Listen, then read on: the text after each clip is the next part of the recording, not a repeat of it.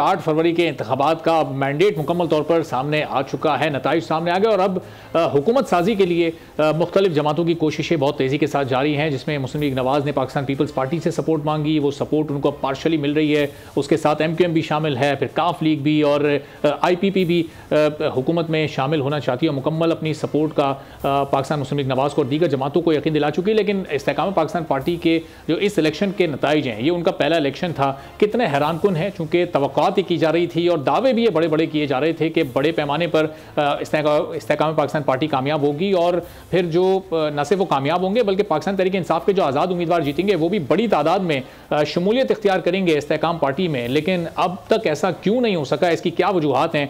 फयाजुल हसन चौहान साहब सीनियर रहनुमा इस्तेकाम पाकिस्तान पार्टी के, उन्हीं से जानते हैं, वो इस वक्त हमारे साथ मौजूद हैं। फयाज साहब, बहुत शुक्रिया प्रोग्राम के लिए, आपने वक्त निकाला।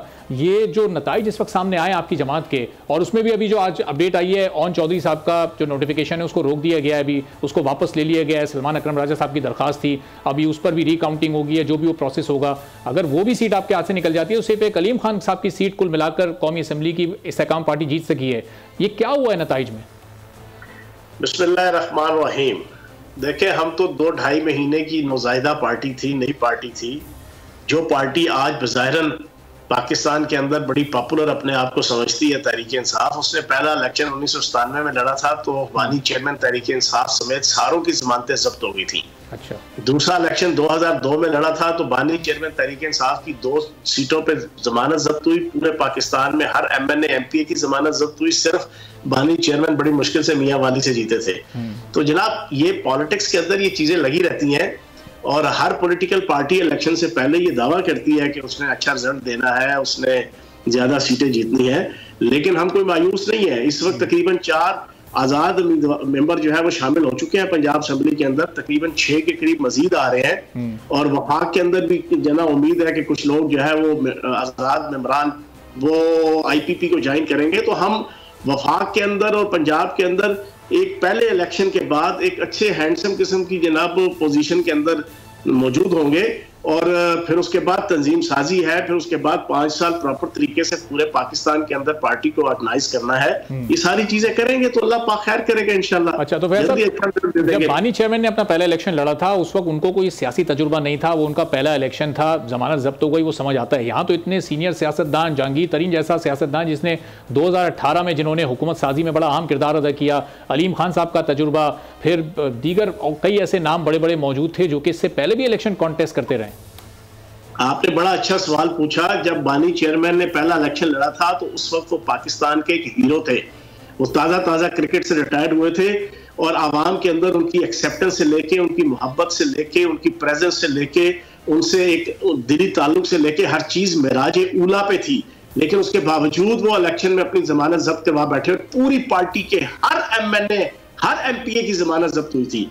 जनाब, हम जिस माहौल के अंदर इलेक्शन लड़े हैं वो आपके सामने है कि पिछले 2 साल से पूरी दुनिया की मुल्क दुश्मन ताकतें सोशल मीडिया अकाउंट्स के जरिए से पाकिस्तान की रियासत, रियासती अदारों और जनाब PTI के जितने मुखालफीन थे उनकी जान, माल, इज्जत हर चीज के दरपे थी और एक इंतहाई नेगेटिव माहौल था।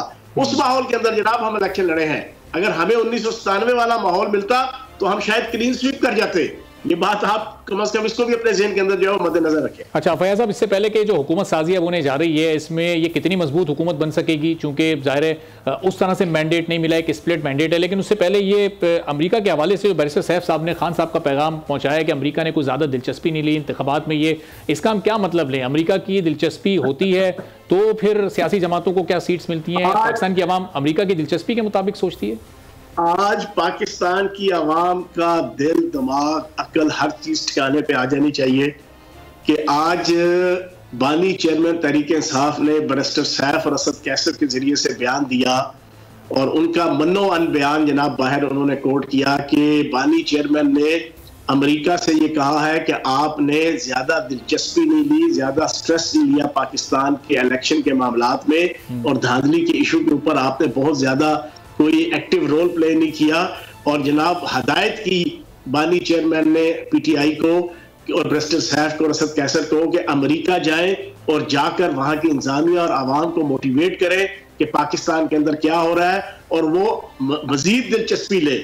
मैं इस बयान के बाद मैंने एक सवाल पूछा अपने ट्वीट के जरिए से कि उसके अलावा फिर ये सारा कुछ कहने के बाद क्या बैरिस्टर सैफ और असद कैसर को बानी चेयरमैन ने ये नहीं कहा कि मेरा ये बयान बरमला बबांगे दोहल पाकिस्तान के मीडिया के सामने रखने के बाद आपने पाकिस्तान की आवाम को ये भी बताना है कि वो कौन सी दीवार है कि जहां पे अपना सर जो है ना जाके टक्कर मारनी है और अपना सर पकड़ के टक्कर मारनी है, वो दीवार भी बतानी है, या फिर आपने पाकिस्तान की आवाम को ये कहना है कि भाईजान आप नकदा कोका वाले गाने और बदतमीजी की लय और जनाब आपकी जनाब बदतहजीबी की थाप के ऊपर आपने इमरान रियाज और जनाब अयाज मीर जैसे कोरियोग्राफर्स की डायरेक्शन के ऊपर इसी तरह ही तूफान बदतमीजी और जनाब भंगड़ा मस्ताना जनाब लगाई रखना है। खुदा की कसम आज खून के आंसू दिल रो रहा है कि पूरी पाकिस्तानी कौम को हम कोई अमेरिका के गुलाम है एब्सोल्युटली नॉट का ड्रामा रचाकर बेवकूफ बनाकर आपने उनके जज्बात से तो खेल लिया, इलेक्शन में उनसे वोट भी ले लिए, लेकिन मैं पिछले 9 महीने 10 महीने से मुसलसल ये बात कह रहा हूं कि इतनी बड़ी मुनाफिकत इस अमेरिका के इशू के ऊपर, अमेरिका के कोई गुलाम है के इशू के ऊपर, एब्सोल्युटली नॉट के इशू के ऊपर बानी चेयरमैन तहरीक इंसाफ ने इस पाकिस्तान की सियासत में की जो आज बेनकाब हो गई। अमेरिका को कह रहे हैं कि आप दिलचस्पी लें, अमेरिका को कह रहे हैं कि आप इन्वॉल्व हो, अमेरिका को कह रहे हैं कि आप पाकिस्तान की इंतजामिया को प्रेशराइज करें। तो भाई किधर गया आपका वो बयानिया, किधर गया वो आपका नैरेटिव? मेरा ख्याल है कि पाकिस्तान की आवाम को और खुसूसन पीटीआई के वोटर को नकदा कोका वाला गाना है ना, उसके ऊपर आज सारा दिन भंगड़ा डालना चाहिए, सारा दिन, या किसी अपने घर की मजबूत तरीन दीवार के ऊपर जाके टक्कर मारनी चाहिए। तो फयाज साहब ये बताएं कि आगे जो हुकूमत साजी अभी होनी है, ये एक मजबूत हुकूमत तो नहीं बन सकती। आप देखें मियां नवाज शरीफ पहले स्टेप बैक कर गए, जिनको के चौथी बार प्राइम मिनिस्टर कहा जा रहा था। अब ये एक बार फिर पीडीएम वाली हुकूमत, और उसमें आपकी भी ज़ाहिर है आपकी जमात की शमूलियत होगी, चूँकि अलीम खान साहब परसों उस प्रेस कॉन्फ्रेंस में मौजूद थे।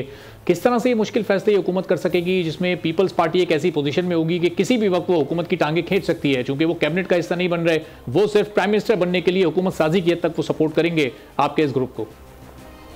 मेरा ख्याल है कि कोई भी इस पोजीशन में नहीं है कि ब्लैकमेल कर सके, ये मेरी जाती राय है। अच्छा, हर एक को पाकिस्तान की तरफ से, अल्लाह की तरफ से एक ऐसा माहौल मिला है कि हर एक अपनी औकात के अंदर है, हर पॉलिटिकल पार्टी, हर पॉलिटिकल लीडर।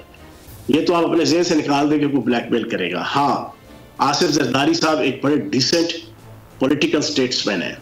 मैंने जो डिसेंट का लफ्ज़ यूज़ किया है, कल जो उन्होंने परसों प्रेस कॉन्फ्रेंस की उसमें उन्होंने कहा कि हम पाकिस्तान की तामीर और तरक्की और माशी खुशहाली के साथ साथ एक मुसालहत का अमल भी शुरू करेंगे जिसमें पीटीआई को भी शामिल करेंगे।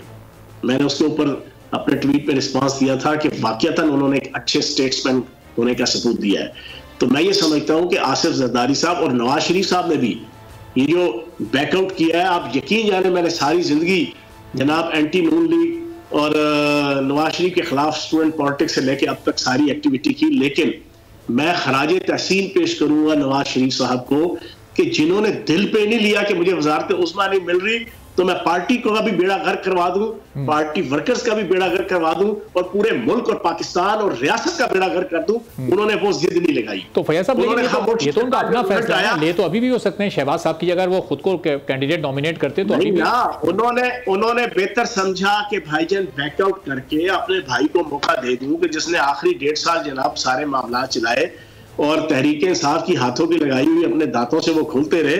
तो मेरा ख्याल है कि अब पाकिस्तान की हर पॉलिटिकल पार्टी को और हर लीडर को एक सेंसिबल स्टेट्समैन का सबूत देना पड़ेगा, क्योंकि असल ऑब्जेक्टिव पाकिस्तान को मौजूदा मसाइल, मौजूदा गर्दाब, मौजूदा भंवर और मौजूदा जनाब इस तूफान से निकालना जो इकोनॉमी के हवाले से भी, मुआशरत के हवाले से भी, हर हवाले से भी बड़ा सवियर है, ये उनका पहला फर्ज बनता है। ठीक है, बहुत बहुत शुक्रिया। फैजल हुसैन चौहान साहब इस्तेकाम पाकिस्तान पार्टी के सीनियर रहनुमा हमारे साथ मौजूद है।